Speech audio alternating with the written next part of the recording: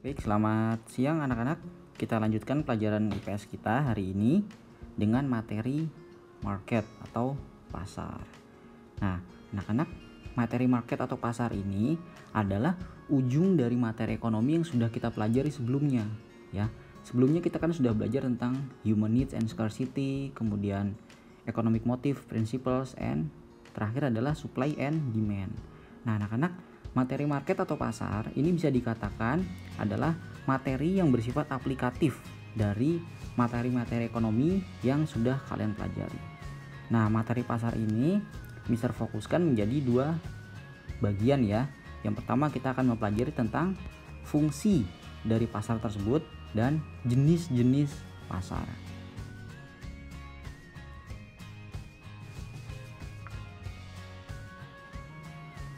Nah, sekarang kita masuk ke definition dulu ya, pengertian pasar. Bisa kita lihat di sini definition pasar adalah tempat, a place for buying and selling goods or service. Jadi sebuah tempat untuk membeli dan menjual barang atau jasa yang dilakukan oleh penjual dan oleh pembeli. Itu definisi dari pasar, ya. Nanti kita juga akan bisa lihat macam-macam pasar itu apa saja sih, ya, kita lihat nanti. Nah, anak-anak, sebelum kita masuk ke jenis-jenis pasar, fungsinya ya, kita akan ketahui dulu syarat-syarat pasar ya. Jadi sesuatu hal atau suatu tempat disebut pasar itu harus memenuhi beberapa syarat. Nah, bisa kita lihat yang pertama adalah adanya penjual ya yang menjual barang atau jasa. Itu yang pertama syaratnya. Kemudian yang kedua, adanya pembeli yang ingin membeli barang atau jasa. Dan yang ketiga, ada barang atau jasa yang diperjualbelikan. Nah, itu adalah syarat-syarat dari pasar. Nah, anak-anak, perhatikan, pasar itu dalam perekonomian kita mempunyai beberapa role atau peran ya. Ada beberapa peran dari pasar, akan kita bahas di sini. Nah, kita lihat yang pertama, help consumer meet their needs. Dalam hal ini, fungsi atau peran utama pasar yang pertama adalah membantu konsumen memenuhi kebutuhannya ya. Nah, di pasar konsumen bisa membeli berbagai macam kebutuhannya. Kemudian yang kedua, memfasilitasi atau membantu the sale of product from producer. Jadi dalam hal ini membantu penjualan barang atau jasa dari produsen. Jadi fungsi pasar itu adalah tempat di mana produsen bisa menjual barang atau jasanya. Yang ketiga, memfasilitasi aktivitas distribusi. Nah, bisa kalian lihat di sini kalau ada warung ya, seperti kalian lihat di gambar ini, itu adalah distributor dia distributor sayur ya, dia bukan produsen sayur. Jadi fungsi pasar bagi pedagang tersebut adalah memfasilitasi aktivitas distribusi seperti itu. Kemudian yang keempat, pasar adalah sebagai tempat untuk bekerja atau mendapatkan pendapatan. Nah, bisa kita lihat pasar itu sebagai tempat mencari pekerjaan ya. Tidak hanya oleh pedagang pasar saja ya, tapi kita bisa lihat saat ini di pasar itu ada berbagai macam profesi ya, seperti misalnya tukang bersihnya. Kemudian ada juga petugas keamanannya atau satpam ya. Nah, mereka adalah orang-orang yang bekerja di pasar walaupun mereka tidak terikat atau terkait dengan aktivitas jual beli, tetapi mereka menggantungkan hidupnya di pasar. Nah, setelah kita mengetahui peran dari pasar, sekarang kita akan belajar fungsi dari pasar ya. Nah, bisa kalian lihat di sini.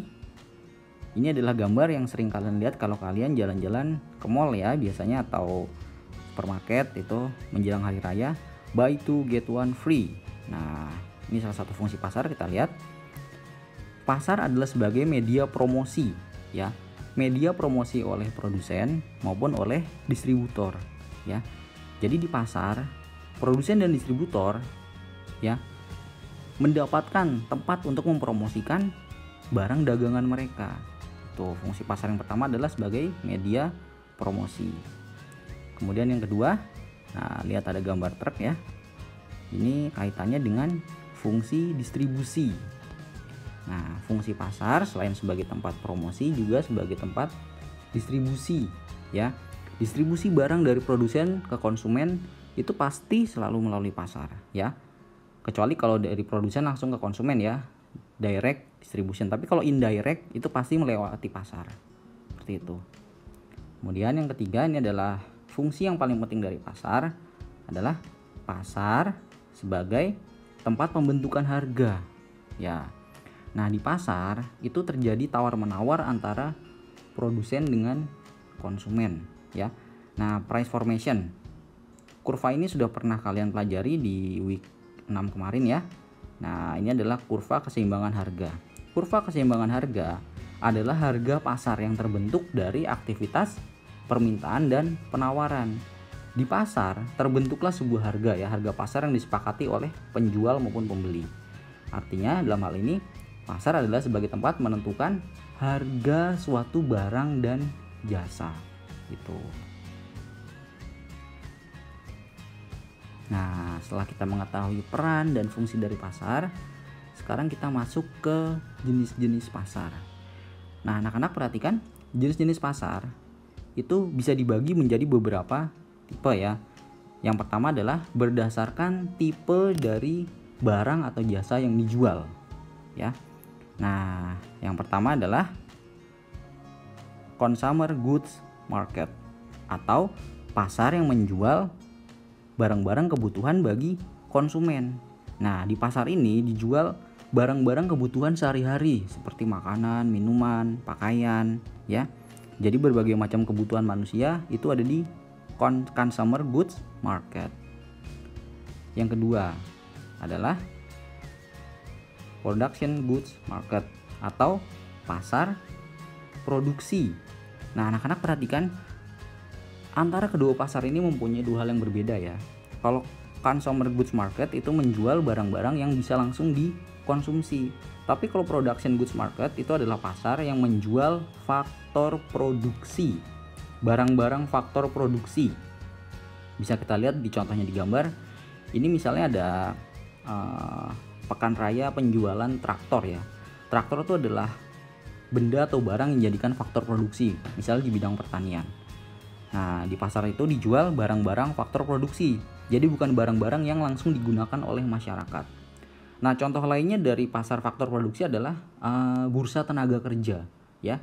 Nanti saat kalian lulus kuliah, kalian mencari kerja, itu biasanya kalian akan mencari info bursa tenaga kerja. Nah, bursa tenaga kerja itu adalah contoh dari pasar faktor produksi ya. Karena di situ bisa direkrut employee atau karyawan sebagai contoh faktor produksi ya. Itu bisa kalian bedakan ya antara pasar yang menjual hasil konsumen maupun pasar faktor produksi. Nah, yang kedua, jenis-jenis pasar berdasarkan pembentukannya. Kita lihat di sini. Yang pertama adalah concrete market.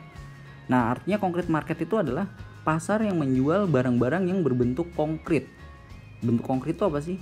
Bentuk konkret itu artinya barang dan jasa yang diperjualbelikan di pasar tersebut itu mempunyai wujud. Misalnya adalah supermarket atau mall atau pasar tradisional. Misalnya kalian mau beli jeruk di sana. Nah, ada bendanya kan, ada wujud jeruknya. Atau misalnya kalian mau beli roti.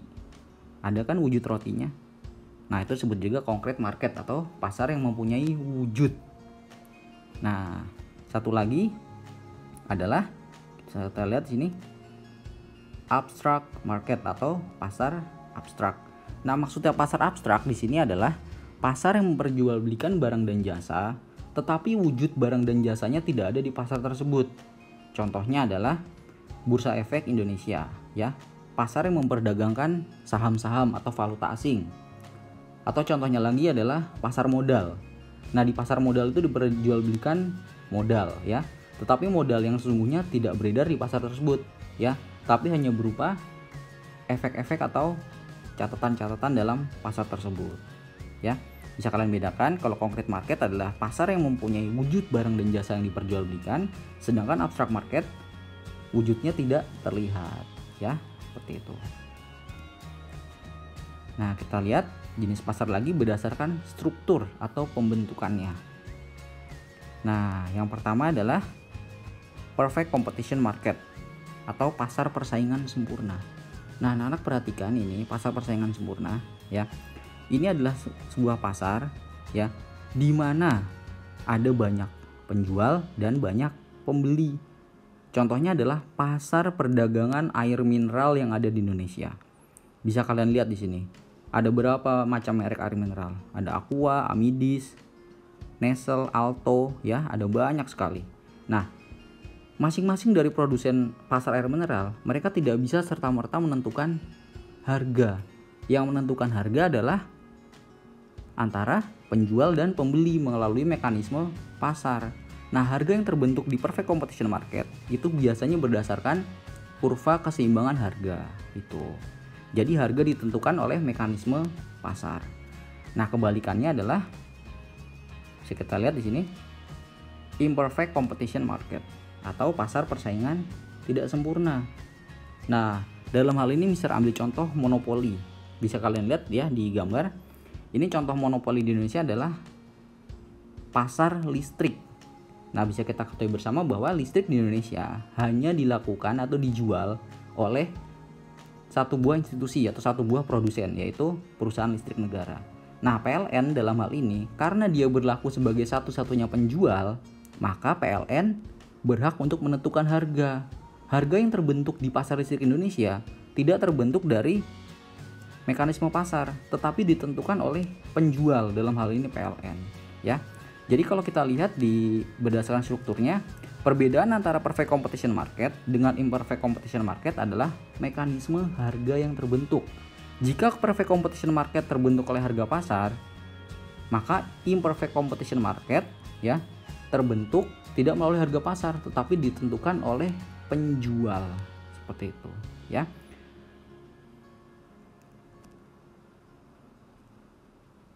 Baik, terima kasih anak-anak.